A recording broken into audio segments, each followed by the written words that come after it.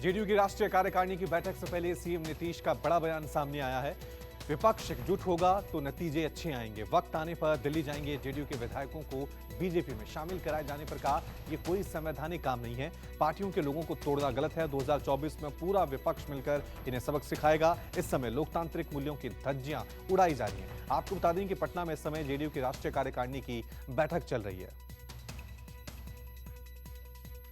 बिहार की राजनीति से जुड़ी बड़ी खबर, सीएम नीतीश कुमार 5 सितंबर को दिल्ली जा सकते हैं। सूत्रों के हवाले से खबर है कि तेजस्वी के साथ 5 सितंबर को दिल्ली आएंगे सीएम नीतीश। दिल्ली दौरे के दौरान बताया जा रहा है कि विपक्षी नेताओं से मुलाकात करेंगे नीतीश कुमार। 5 सितंबर को जनता दरबार करने के बाद शाम में दिल्ली जाएंगे।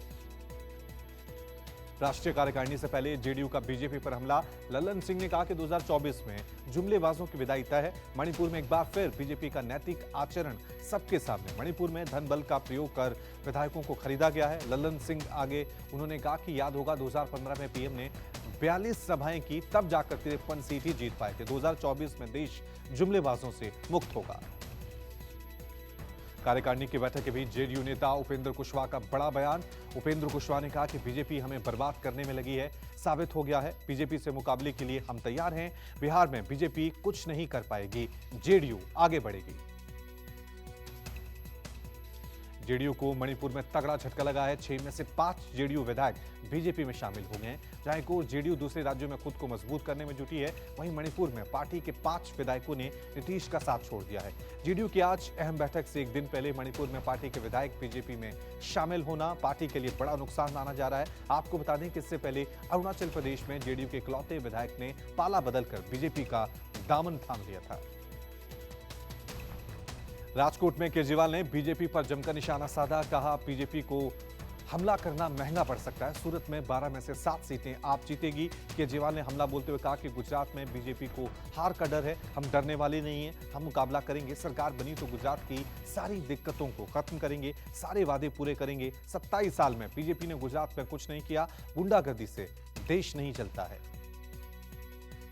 भ्रष्टाचार के बहाने बीजेपी ने विपक्ष पर एक और बड़ा हमला बोला। कांग्रेस पर वार करते हुए संबित पात्रा ने कहा कि गांधी परिवार को विरासत में भ्रष्टाचार मिला है। पीएम मोदी के भ्रष्टाचार विरोधी मुहिम से परेशान है विपक्षी दल। जिनको करप्शन की आदत पड़ चुकी है, उनके लिए तो ये परेशानी का दौर है।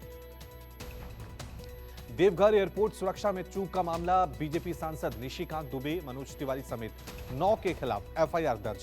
एयरपोर्ट के डीएसपी की शिकायत पर मामला दर्ज कर लिया गया है। बीजेपी के नेताओं पर देवघर एयरपोर्ट के एटीसी में जबरन प्रवेश करने और अपने प्रभाव का इस्तेमाल कर जबरन एटीसी क्लियरेंस लेने का आरोप लगा है। निशिकांत दुबे के खिलाफ कुंडा थाने में एफआईआर दर्ज है। इस दौरान निशिकांत दुबे ने ट्वीट कर कहा कि आईएएस मंजूनाथ जानबूझकर परेशान कर रहे हैं, मैंने किसी नियम का उल्लंघन नहीं किया। देवघर में हुई एफआईआर पर मनोज तिवारी का वार। कहा, हेमंत की बेचैनी के नतीजे से एफआईआर हुई है। मनोज तिवारी ने सुरेन सरकार पे हमला बोलते हुए कहा कि अंकिता को इंसाफ दिलाने गए थे। झारखंड सरकार की ये बदले की कार्रवाई है।